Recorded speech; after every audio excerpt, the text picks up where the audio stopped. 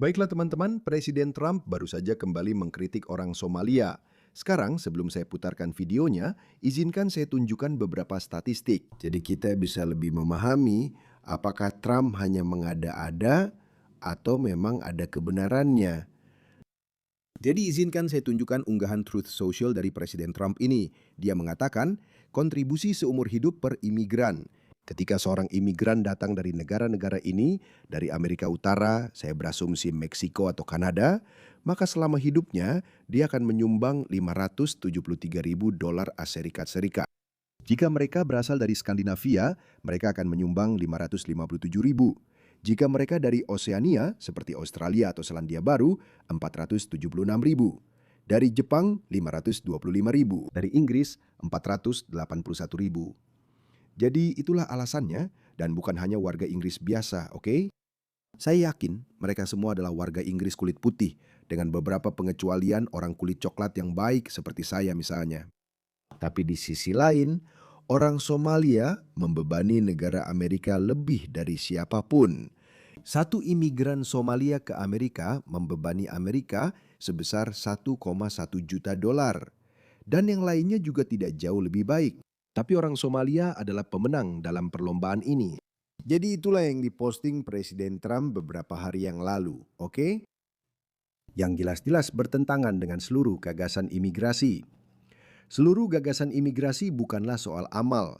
Seluruh gagasan imigrasi adalah bahwa Anda membawa orang-orang yang akan berkontribusi pada masyarakat Anda. Itulah alasan mengapa Amerika menjadi negara terhebat di dunia. Itulah mengapa ketika kita mengatakan bahwa imigran membangun Amerika, yang kita maksud adalah para imigran ini. Imigran yang di bagian hijau, bukan yang di bagian bawah. Jadi itulah mengapa penting imigran mana yang Anda izinkan masuk. Oke, jadi misalkan saja itu Presiden Trump. Tapi Anda tahu, orang-orang menuduh Presiden Trump suka mengada-ada. Jadi mari kita lihat beberapa statistik lain dari beberapa negara lain. Misalnya, yang satu ini. Yang satu ini dari Finlandia. Jadi menurut negara Finlandia, satu imigran Somalia diperkirakan menelan biaya sebesar 951 ribu euro bagi negara Finlandia. Itu sangat mirip dengan ini. 1,1 juta dolar Amerika Serikat saya kira. Benar, oke. Masuk akal. Dan di sisi lain, seorang warga asli Finlandia memberikan kontribusi bersih sebesar 3.400 euro per tahun. Oke, saya rasa ini sangat mirip dengan imigran baik di Amerika. Jadi itu sudah jelas. Datangkan imigran dari negara-negara yang baik. Oke, itu hanya di Finlandia. Mungkin Amerika dan Finlandia adalah semacam pengecualian yang aneh. Untungnya bagi kita, Denmark juga merilis data. Sekali lagi, ini bukan statistik dari LSM. Ini adalah statistik resmi yang dirilis oleh pemerintah Denmark. Oh sebenarnya maaf, itu hanya biaya fiskal bersih dari mendatangkan orang Somalia. Jadi mereka tidak hanya membebani secara fiskal, mereka juga unggul dalam menyumbang angka kejahatan. Dalam hal pemerkosaan di Denmark, orang Somalia 20 kali lebih mungkin melakukan pemerkosaan dibandingkan orang Denmark asli. Dalam hal penyerangan terhadap pegawai negeri, mereka 11 kali lebih mungkin melakukannya dibandingkan orang Denmark. Dalam hal percobaan pembunuhan, mereka 27 kali lebih mungkin membunuh Anda dibandingkan orang Denmark asli. Pemerasan, mereka 14 kali lebih mungkin, jadi mereka nomor 2, hanya orang Palestina yang berada di atas mereka. Itu kelompok lain yang sebaiknya Anda perhatikan baik-baik sebelum mengizinkan mereka masuk. Pencurian dengan pembobolan. Orang Palestina menang lagi di situ dengan orang Somalia di posisi kedua. 8 kali lebih mungkin. Pemalsuan. Itu masuk akal dengan skandal penipuan disabilitas di Minnesota yang sedang diungkap saat ini. Banyak pemalsuan yang terlibat di dalamnya. Faktur palsu, tanda tangan palsu. Jadi, bukan hanya di Amerika omong-omong, ini juga terjadi di Australia dalam skala besar. Dan saya tidak akan terkejut jika orang Somalia juga menjadi yang teratas dalam hal itu di Australia. Tapi di Denmark, mereka 13 kali lebih mungkin melakukan pemalsuan dibandingkan orang Denmark asli. Penipuan. Sangat bisa ditebak. Mereka 8 kali lebih mungkin melakukan penipuan, penganiayaan berat. Orang Somalia 17 kali lebih mungkin. Dan lihatlah, hampir di mana-mana. Selalu antara orang Somalia atau Palestina. Lihat ini, penipuan. Sebenarnya orang Somalia setara dengan orang Palestina dalam hal melakukan penipuan. Dan ya, orang Palestina menempati urutan kedua dalam hal melakukan penganiayaan berat. Berapa? Oh, orang Suriah yang menang. Orang Somalia sebenarnya jauh lebih rendah dalam daftar itu. Mereka hanya 9 kali lebih mungkin dibandingkan orang Denmark asli dalam hal meraba-raba perempuan. Perampokan, oh 33 kali lebih mungkin melakukan tindakan perampokan. Mengutil, oh orang Tunisia, tamu kejutan di sana. Orang Somalia, oh mereka hanya 7 kali lebih mungkin, mereka nomor 3 di daftar itu. Oke ya, sepertinya saya tidak terlalu peduli tentang pencurian di toko dibandingkan mereka yang peduli tentang perampokan, meraba-raba, pemalsuan, penipuan, pemerkosaan, penyerangan terhadap pelayanan publik, percobaan pembunuhan. Ya Tuhan, pencurian. Orang Palestina adalah pencuri terbesar dan kemudian mereka menuduh Israel mencuri tanah mereka. Orang Somalia mereka nomor 3. Jadi lihatlah ini, biaya bersih dan tingkat pemidanaan untuk kasus pemerkosaan. Orang Somalia 20 kali lebih mungkin dibandingkan orang Denmark. Dan lihatlah ini, Rumania adalah satu-satunya negara barat lainnya. Beberapa orang bahkan tidak akan memasukkan Rumania ke dalam negara barat, tapi mereka adalah negara Eropa meskipun negara Eropa Timur. Mereka jauh lebih dekat dengan peradaban barat dibandingkan negara-negara lain ini. Dan lihatlah mereka. Jika kamu membiarkan mereka masuk, maka mereka adalah wanita-wanitamu. Mereka adalah wanita-wanitamu. Dan bukan hanya pemerkosaan, semua ini. Ya, semua ini. Oke. Mungkin Finlandia, Denmark, Amerika, semuanya negara rasis. Kalau mereka negara rasis, kenapa mereka membiarkan mereka masuk sejak awal? Tapi siapa peduli soal detailnya, ini Britania Raya. Oh, dulu permata mahkota peradaban barat, leluhur budaya kita. Dan yang paling menyakitkan bagi saya ketika melihat keadaan Inggris saat ini. Orang Somalia, 72% dari mereka tinggal di perumahan sosial. Lalu orang Jamaika, orang Ghana, orang Afghanistan, orang Afrika Utara, orang Bangladesh, orang Irak, orang Karibia lainnya, orang Nigeria, Turki, Polandia. Polandia ada di urutan paling bawah, 17%. Oke, jadi sekarang kamu punya pemahaman dasar berbekal fakta, angka, dan statistik. Sekarang mari kita tonton video ini di mana seorang bintang baru Partai Republik mempertanyakan seorang berhati lembut. Liberal, saya tidak tahu siapa namanya. Apakah imigrasi besar-besaran dari Somalia membuat Minnesota menjadi lebih kuat atau lebih lemah? Tentu saja lebih kuat. Tentu saja lebih kuat. Apakah Anda tahu berapa persen rumah tangga yang dikepalai oleh orang Somalia di Minnesota yang menerima kupon makanan? Tidak. 54%. Apakah Anda tahu berapa angka itu untuk rumah tangga yang dikepalai warga asli Minnesota? Jadi untuk memperjelas, mayoritas dari mereka Itu 7%. Ada perbedaan besar antara 54% dan 7%, bukan? Permisi. Pak, bolehkah saya menjawab pertanyaannya? Mari saya lanjutkan. Kita punya banyak pertanyaan di sini. Berapa persen rumah tangga yang dikepalai orang Somalia di Minnesota yang menerima Medicaid? Saya tidak tahu. Angkanya 73%. Apakah Anda tahu berapa angka itu untuk rumah tangga asli Minnesota? Sekali lagi, Anda menggunakan frasa rumah tangga asli Minnesota. Anda lihat betapa tidak jujurnya orang-orang ini. Dia bermasalah dengan istilah asli. Oke, mari kita sebut saja non-Somalia. Bagaimana dengan itu? Dia bilang sebagian besar orang Somalia ini sebenarnya lahir di Minnesota, jadi mereka harus disebut orang Minnesota asli. Dia bermasalah dengan label itu. Sebenarnya, itu justru semakin mendukung argumen kita bahwa meskipun mereka lahir di sini, mereka tetap tidak membawa kontribusi apapun. Ingat, angkanya adalah 18%. Itu perbedaan yang cukup mencengangkan. Saya rasa kita akan punya... Bolehkah saya menjawab pertanyaannya? Izinkan saya bertanya satu lagi lalu kita bisa masuk ke situ. Berapa persen rumah tangga yang dikepalai orang Somalia yang menerima bantuan sosial secara umum? Saya tidak tahu. Itu 81%. Bagaimana dengan, izinkan saya bertanya, setelah 10 tahun berada di Amerika Serikat, berapa persen rumah tangga imigran Somalia yang masih menerima tunjangan kesejahteraan? Saya tidak tahu. Angkanya adalah 78%. Jadi bahkan setelah 10 tahun, 78% rumah tangga imigran Somalia masih menerima tunjangan sosial. Apakah Anda tahu berapa angka itu untuk rumah tangga asli Minnesota? Sekali lagi, Anda menggunakan rumah tangga imigran non-Somali. jika saya boleh menjawab pertanyaannya, Anda menggunakan frasa orang asli Minnesota. Mayoritas orang Somalia Minnesota sama Minnesotanya dengan kita semua. Mereka lahir di Amerika Serikat. Hanya 8.000 dari 108.000. Namun demikian, penggunaan tunjangan sosial sangat berbeda secara mencolok. Izinkan saya bertanya lagi, apakah itu membuat Minnesota menjadi lebih kuat atau lebih lemah? Sekali lagi, saya ingin mendapat kesempatan untuk menjawab pertanyaan di sini. Jadi sekali lagi, mayoritas warga Minnesota keturunan Somalia lahir di Amerika Serikat. Sejauh yang saya pahami.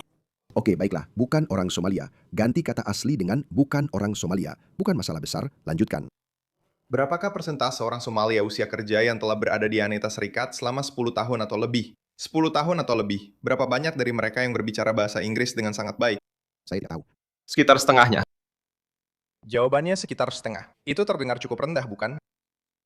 Sekali lagi, Saya terus mencoba untuk, itu tidak terdengar seperti sesuatu yang membuat negara kita lebih kuat menurut saya. Dan saya pikir, sebagian besar orang Amerika akan setuju dengan saya tentang itu. Saya harus lanjut. Nona Robbins, menurut Anda, kapan kita benar-benar mengetahui bahwa penipuan bantuan sosial berskala besar terjadi di Minnesota?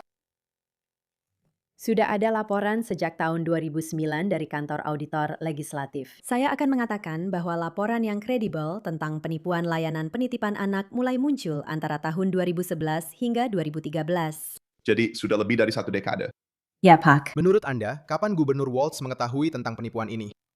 Sejak awal, dia mencalonkan diri sebagai gubernur pada tahun 2018 saat penuntutan sedang berlangsung. Ketika ada laporan olah, dan kasus-kasus aktif selalu diberitakan di berita. Dan bagaimana tanggapan pemerintahan Walz? Mereka sebenarnya tidak melakukan apa-apa ketika mereka mulai menjabat. Dan wakil, Gubernur Peggy Flanagan pernah menjadi anggota komite di legislatif yang mengadakan sidang tentang penipuan layanan penitipan anak.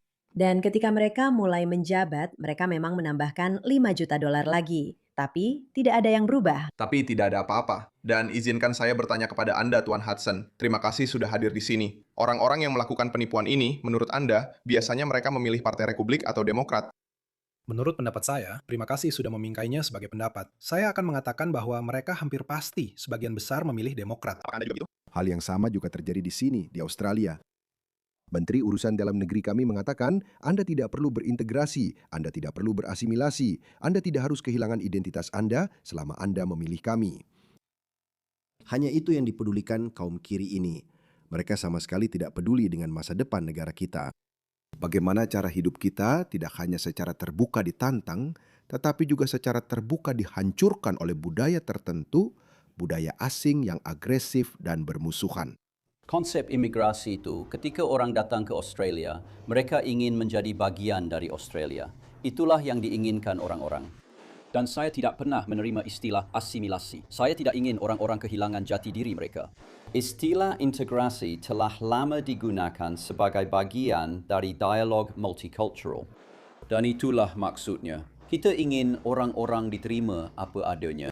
Saya tidak pernah setuju dengan konsep melting pot, di mana seluruh identitasmu seolah-olah harus dilebur. Biasanya, mereka menyumbang ke Partai Republik atau Demokrat. Sepengetahuan saya, tidak. Kalau mereka tidak menyumbang ke Partai Republik, menurut saya mereka menyumbang ke Partai Demokrat. Ya. Mengerti. Jadi, apakah Anda akan mengatakan bahwa komunitas Somalia merupakan kelompok demografis penting yang perlu diraih dukungannya secara politik oleh Partai Demokrat?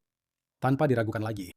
Mengerti. Dan menurut Anda, apakah akan merugikan posisi politik Partai Demokrat di mata komunitas Somalia jika mereka menyelidiki penipuan ini? Sangat jelas. Mengerti. Jadi dengan kata lain, Anda mengatakan bahwa ada insentif politik untuk menutupi penipuan besar-besaran oleh warga Somalia. Apakah itu benar? 100% mengerti. Izinkan saya bertanya kepada kalian bertiga. Apakah menurut Anda, pemerintahan Wallace dan Partai Demokrat sengaja mengabaikan penipuan ini saat terjadi demi keuntungan politik? Saya mulai dari Anda, Nona Robbins. Tentu saja, kami memiliki laporan dari whistleblower yang kredibel bahwa administrasi Departemen Layanan Sosial hingga OIG dan komisarisnya bertemu dengan kelompok bernama Asosiasi Penitipan Anak Minoritas Minnesota beberapa kali dan mereka berusaha melemahkan perlindungan. Kami ingin melakukan beberapa perubahan dan mereka menentang semuanya. Dan Tuan Hudson serta Nona Rarik. Lalu waktu saya habis. Saya setuju. Tentu saja, para whistleblower mengonfirmasi hal itu. Oke. Sekarang setelah Anda tahu semua ini, mari kita dengarkan Presiden Trump. Apa yang ingin dia katakan tentang Somalia? Yang bahkan hampir bukan sebuah negara. Anda tahu, mereka tidak punya apa-apa. Mereka hanya saling membunuh satu sama lain. Tidak ada struktur. Dan ketika saya melihat seseorang seperti Ilhan Omar, yang sebenarnya saya tidak kenal sama sekali, tapi saya selalu memperhatikannya selama bertahun-tahun. Saya telah melihat dia mengeluh tentang konstitusi kita, bagaimana dia diperlakukan dengan buruk. Konstitusi kita, Amerika Serikat, adalah tempat yang buruk. Itu membenci semua orang, membenci orang Yahudi, membenci semua orang. Dan menurut saya dia orang yang tidak kompeten. Dia benar-benar orang yang buruk. Bukan hanya tidak kompeten, tapi juga orang yang korup. Saya rasa organisasi pembangunan sebenarnya sedang mempersempit ruang geraknya. Kekayaannya melonjak dari beberapa ribu dolar menjadi puluhan juta dolar. Dan dia mengaitkannya dengan kebun anggur atau pabrik anggur tertentu yang sebenarnya bahkan tidak ada. Jadi saya rasa pihak berwenang sedang mempersempit ruang geraknya. Saya benar-benar berharap sesuatu terjadi karena saya juga mulai muak dan lelah dengan semua ini. Bahwa dia korup dan dia telah mencuri begitu banyak uang, bla bla bla. Tapi tidak ada yang terjadi. Ayolah, pasti sistem peradilan Amerika lebih baik dari itu. Pasti FBI bisa mengetahuinya. Ketika saya melihat apa yang terjadi di Minnesota, negeri 1000 danau atau entah berapa banyak danau yang mereka punya. Mereka punya banyak danau, tapi tempat ini sangat indah. Dan saya melihat orang-orang ini mengurasnya. Dan sekarang saya mulai mengerti. Dan Anda akan melihat itu. Saya dengar mereka menipu orang Somalia, menipu negara bagian itu. Hingga miliaran dolar, miliaran. Setiap tahun, miliaran dolar. Dan mereka tidak memberikan kontribusi apapun. Bantuan sosialnya sekitar 88%. Mereka tidak memberikan kontribusi apapun. Saya tidak ingin mereka ada di negara kita, saya jujur saja. Ada yang bilang, oh itu tidak politically correct, saya tidak peduli. Saya tidak ingin mereka ada di negara kita. Negara mereka buruk karena suatu alasan. Negara mereka tidak bagus. Dan kita tidak ingin mereka di negara kita. Saya juga bisa mengatakan hal itu tentang negara lain. Saya juga bisa mengatakan itu tentang negara lain. Kita tidak ingin mereka di sini sama sekali. Kita harus membangun kembali negara kita. Kamu tahu, negara kita sedang berada di titik kritis. Keadaan bisa memburuk, kita sudah berada di titik kritis. Saya tidak tahu kenapa. Saya merasa pernah mendengar ini sebelumnya. Jadi mungkin ini adalah klip lama. Tapi ini tetap sangat relevan. Jadi tidak ada yang salah dengan mengatakan kebenaran. Karena pada akhirnya, kebenaranlah yang penting. Tidak peduli seberapa pahit itu. Kita tidak hanya mengatakan kebenaran ketika itu menguntungkan atau ketika itu mudah. Oke, kita harus mengatakan yang sebenarnya. Bahkan saya akan mengatakan kita harus mengatakan yang sebenarnya justru ketika itu sulit, ketika itu tidak menguntungkan, ketika itu pahit. Dan saya setuju dengan dia. Bukan hanya Amerika, setiap negara barat sedang berada di titik kritis. Saya katakan bahwa semua demokrasi barat kita sedang menjalani ujian berat. Demokrasi Amerika sedang berada di bawah tekanan besar. Ini adalah ujian yang baik untuk konstitusi Amerika, Bill of Rights, prinsip-prinsip yang telah ditetapkan oleh para pendiri Amerika. Apakah mereka masih bisa membawa Amerika keluar dari masa-masa sulit ini? Hal yang sama juga terjadi di Australia. Kami tidak memiliki kebebasan berbicara yang dilindungi secara konstitusional. Kami tidak memiliki hak untuk memiliki senjata. Tapi kami punya demokrasi yang selama ini berjalan dengan sangat baik sampai baru-baru ini. Oke, kami memiliki sistem pemungutan suara preferensial yang menurut saya jauh lebih baik daripada sistem pemungutan suara non-preferensial. Dan jelas kami punya bentuk pemerintahan seperti Inggris tanpa konstitusi. Tapi Inggris mungkin berada dalam bahaya yang lebih langsung dibandingkan negara lain manapun. Tapi kami juga tidak jauh tertinggal. Jadi ini bukan saatnya untuk merayakan atau menepuk-nepuk pundak sendiri. Saya senang dengan Presiden Trump. Dia berusaha melakukan yang terbaik untuk negaranya. Tapi apa yang terjadi jika Partai Republik tidak menang dalam pemilihan berikutnya? Apa yang terjadi jika Partai Demokrat menang? Mereka akan membuka perbatasan lagi. Apa yang akan kamu lakukan tentang itu? Semua kerja keras yang sedang dilakukan Presiden Trump saat ini, dan sejujurnya dia belum berhasil. Kamu tahu maksudku, aku tahu ISIS cukup berhasil. Mereka sudah mendeportasi orang-orang, tapi itu tidak mudah.